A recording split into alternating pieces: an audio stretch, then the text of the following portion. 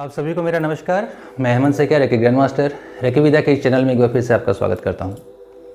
आज के इस वीडियो में हम जानेंगे अपने प्राणमय कोश के बारे में। प्राणमय कोश जिसे हम एथरिक बॉडी या एनर्जी बॉडी भी कहते हैं, जिसे हम सूक्ष्म शरीर भी कहते हैं। ये जो हमारा प्राणमय कोश है, जो हमारा आभा मंडल है, जो हमारा इलेक्ट्रोमैग्नेटिक फील्ड है, जो हमारे सातों चक्रास हैं, जो हमारी प्राण शक्ति है, जो कुंडलिनी शक्ति है, ये असल में हमारा प्राणमय कोश है। परंतु बावजूद इसके हम अपने प्राणमय कोश के बारे में ना के बराबर जानते हैं।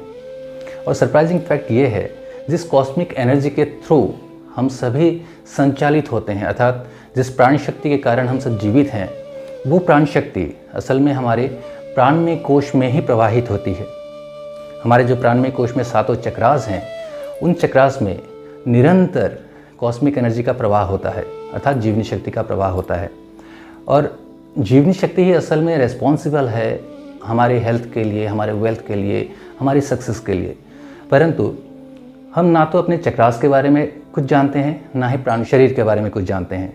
तो चलिए इस वीडियो में हम अपने प्राणमय कोश के बारे में जानने का प्रयास करते हैं कि आखिर प्राणमय कोश है क्या, हमारे सातों चक्रास एक्चुअली क्या हैं, सातों चक्रास असल में कहाँ पर स्थित हैं, अगर सातों चक्रास में ब्लॉकेज आ जाए तो हमें कौन कौन सी बीमारियाँ हो सकती हैं, और अगर हम अपने सातों चक्रास को जागृत करने की विधि सीख जाएं तो हम अपने जीवन में क्या डायनेमिक चेंजेस ला सकते हैं। तो चलिए अपने चक्रास के बारे में, अपने प्राणमय कोश के बारे में जानने का प्रयास करते हैं।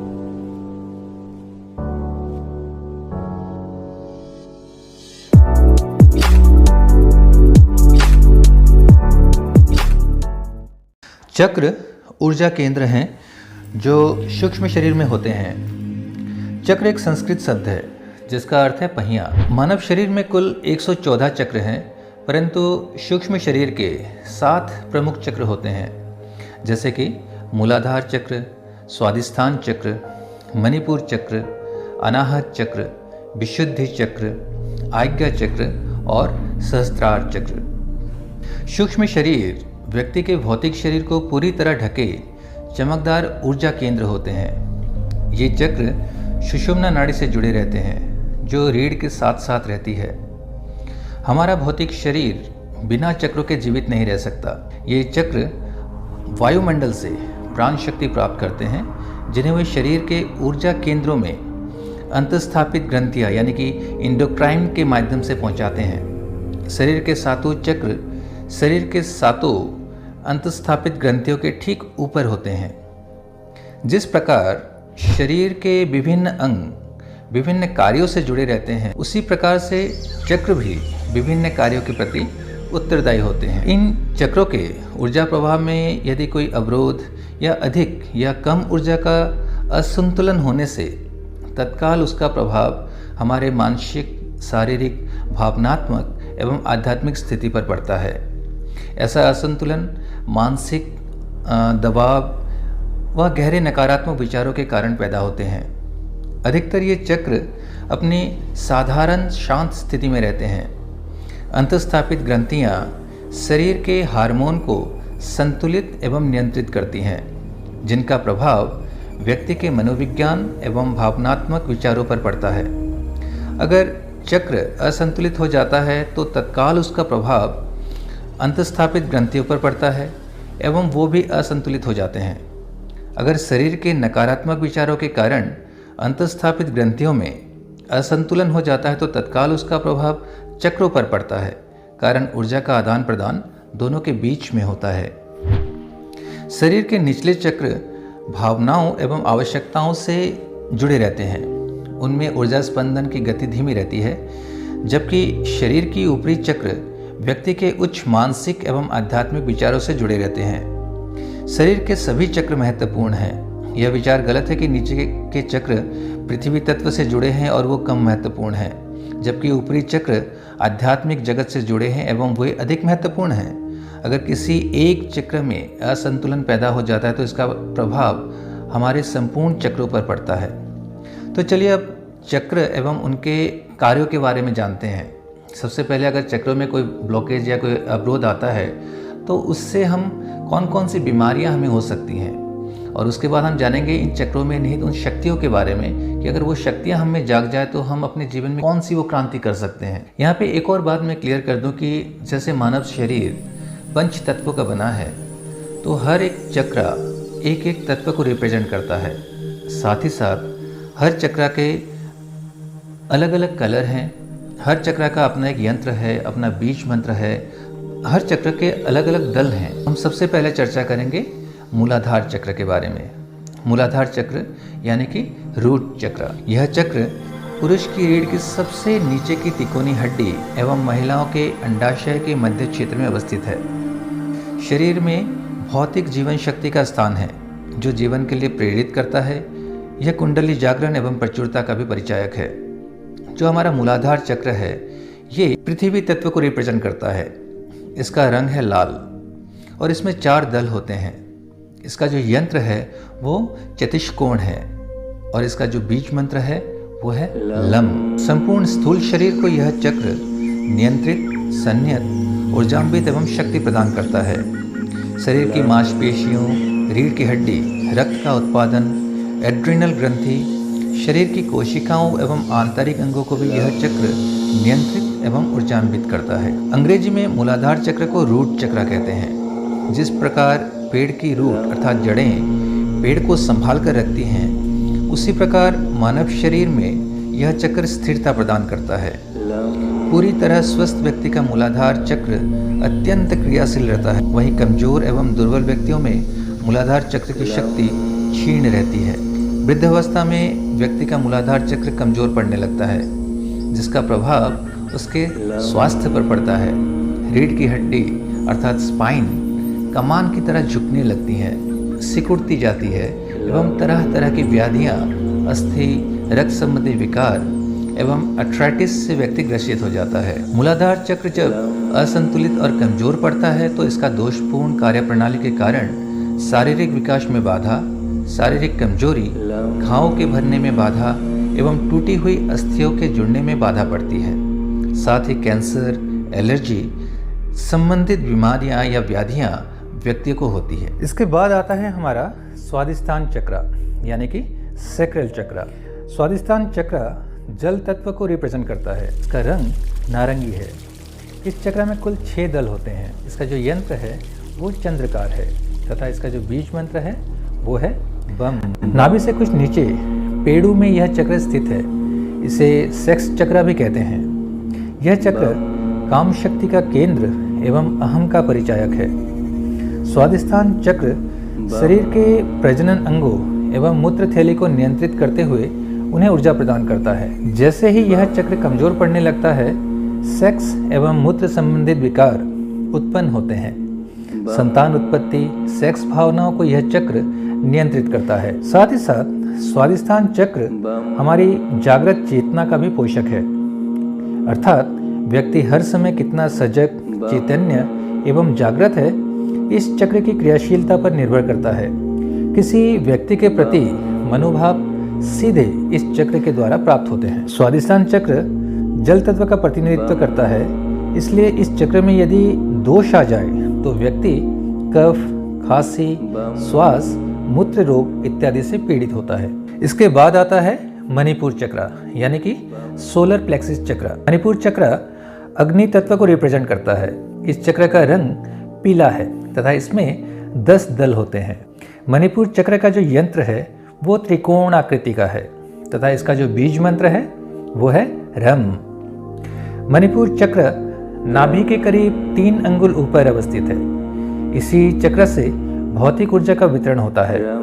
मणिपुर चक्र नाभि के सभी कार्यों को नियंत्रित करता है, जहां एक प्रकार का रासायनिक प्राण बनता है जो प्राण शक्ति से भिन्न है।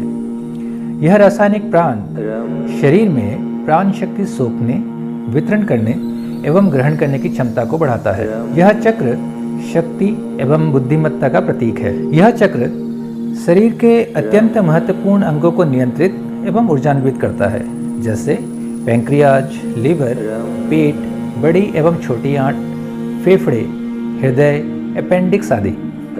जब व्यक्ति का मणिपुर चक्र शक्तिशाली रहता है तो शरीर बलवान रहता है एवं बाहरी आक्रमण जैसे कोई भी कीटाणु, जीवाणु, बैक्टीरिया एवं वायरस का प्रभाव व्यक्ति पर नहीं पड़ता।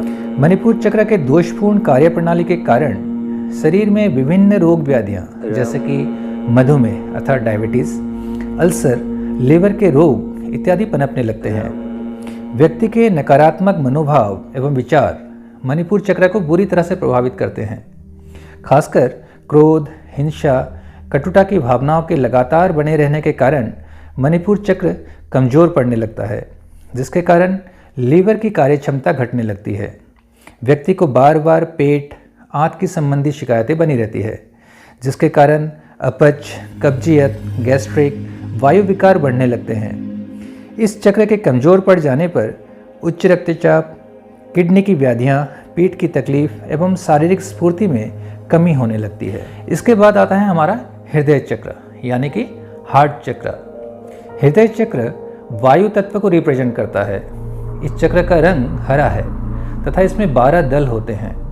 इस चक्र का जो यंत्र है वो षटकोण है और इसका जो बीज मंत्र है वो है यम। दिल के करीब यह चक्र अवस्थित है। यह चक्र हमारे हृदय, थाइमस ग्रंथि, फेफड़े एवं संचालन विधि को नियंत्रित एवं ऊर्जान्वित करता है।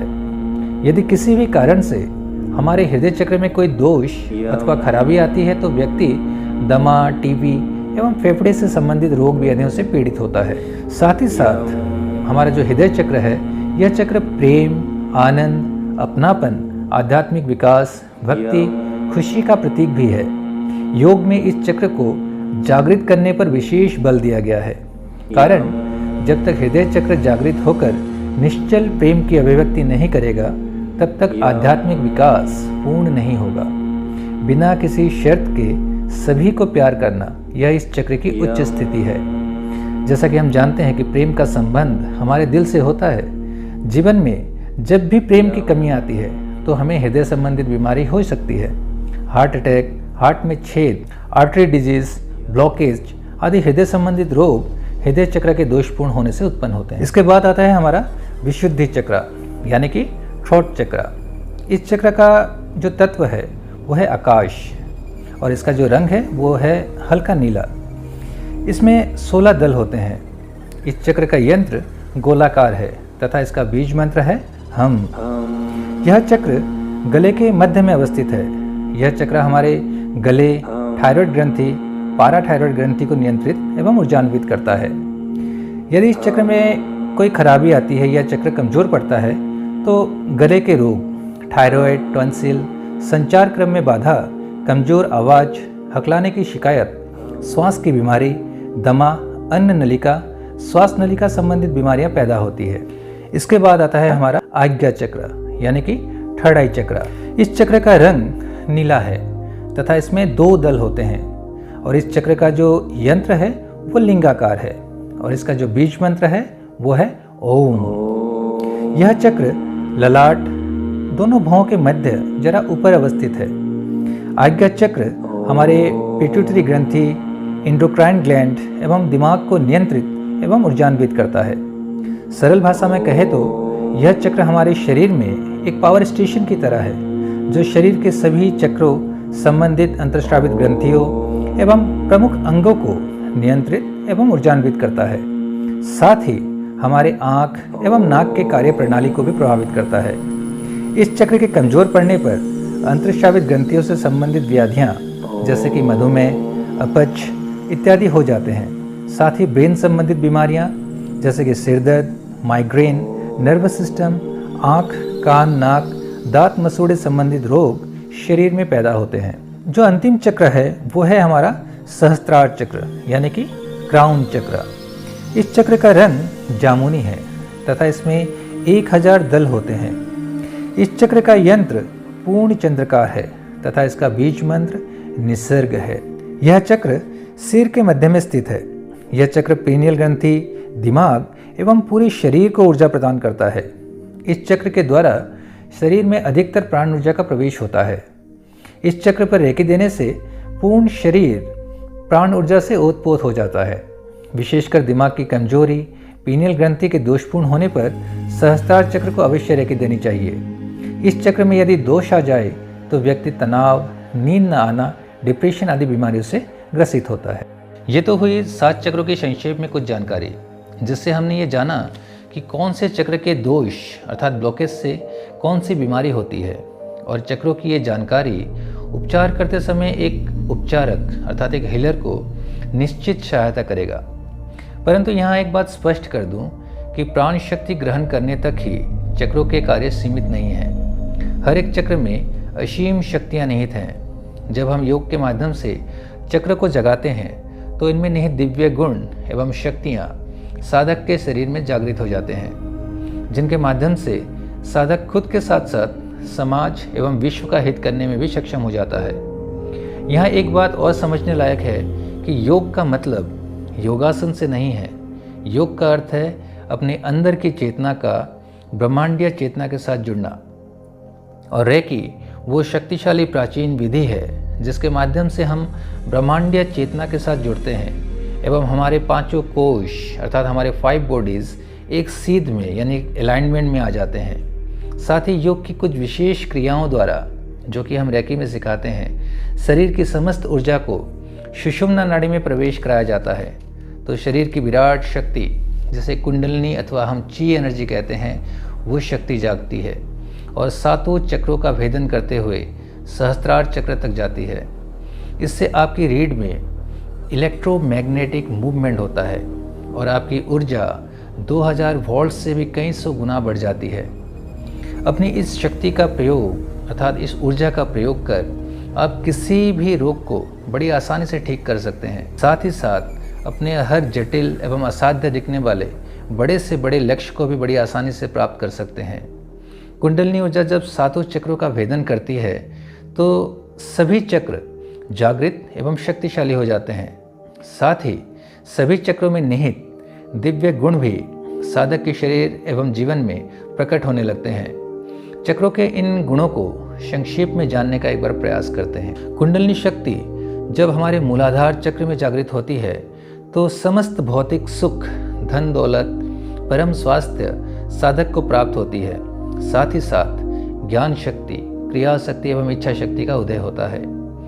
कुंडलिनी शक्ति जब स्वादिष्ठान चक्र में पहुंचती है तो व्यक्ति की रचनात्मक शक्ति अर्थात क्रिएटिव पावर चमत्कारिक रूप से बढ़ जाती है।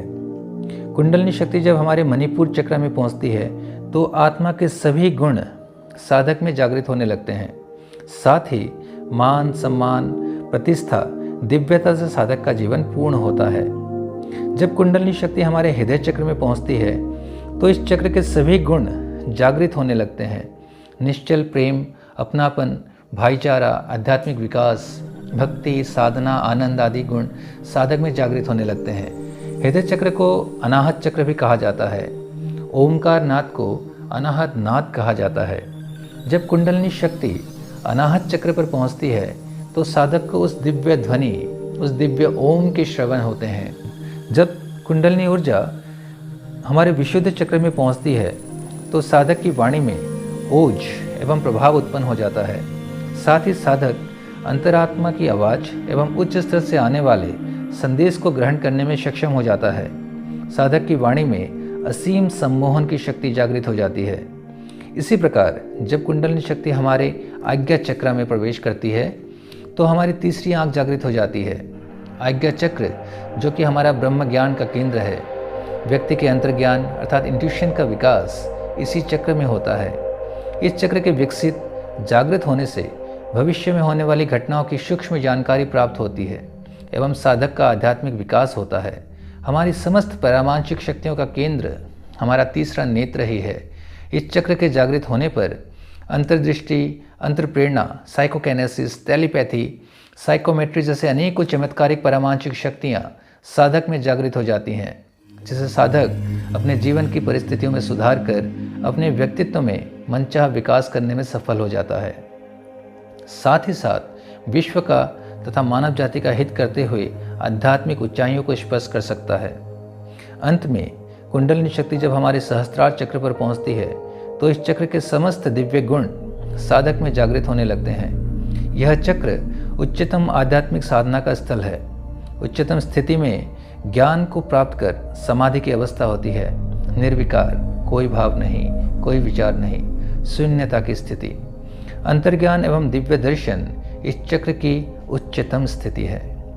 मानव शरीर सचमुच प्रकृति की सबसे अद्भुत एवं चमत्कारिक रचना है, परंतु अज्ञानतावश हम खुद को भुला बैठे हैं और अपनी शक्तियों को ना पहचानने के कारण ही आज हम रोगी, पीड़ित एवं असहाय हैं। और रेकी वो कुंजी है जिसके माध्यम से हम अपनी संपूर्ण शक्तियों को जगा सकते हैं एवं उस पूर्णता एवं दिव्यता के साथ जीवन को जी सकते हैं, जो कि हमारा वास्तविक स्वरूप एवं अधिकार है। तो ये तो हुई प्राणमय कोश और हमारे सातों चक्रास के बारे में संक्षेप में कुछ जानकारी। ये एक ऐसी नॉलेज है जिसे असल में हर किसी को जानना बेहद ज़रूरी है। जैसे आज मॉडर्न मेडिकल साइंस की इतनी तरक्की के बावजूद क्रॉनिक डिजीज़ का कोई भी सॉल्यूशन नहीं है, और उसका एकमात्र कारण है कि आज का साइंस हमारे फिजिकल बॉडी को तो ट्रीट कर सकता है, लेकिन एनर्जी बॉडी को कैसे ट्रीट करना है ये साइंस आज हमारे साइंस के पास भी नहीं है। तो अगले वीडियो में हम इस साइंस को जानेंगे कि फिजिकल बॉडी और एनर्जी बॉडी का कनेक्शन क्या है, हर क्रॉनिक डिजीज़ को ठीक कर सकते हैं, हर लाइलाज बीमारी को हम जड़ से समाप्त कर सकते हैं, कैसे हीलिंग के थ्रू या रेकी के प्रयोग से किसी भी लाइलाज बीमारी का इलाज संभव है। तो इस पूरी जर्नी में मेरे साथ बने रहने के लिए आप सभी का धन्यवाद।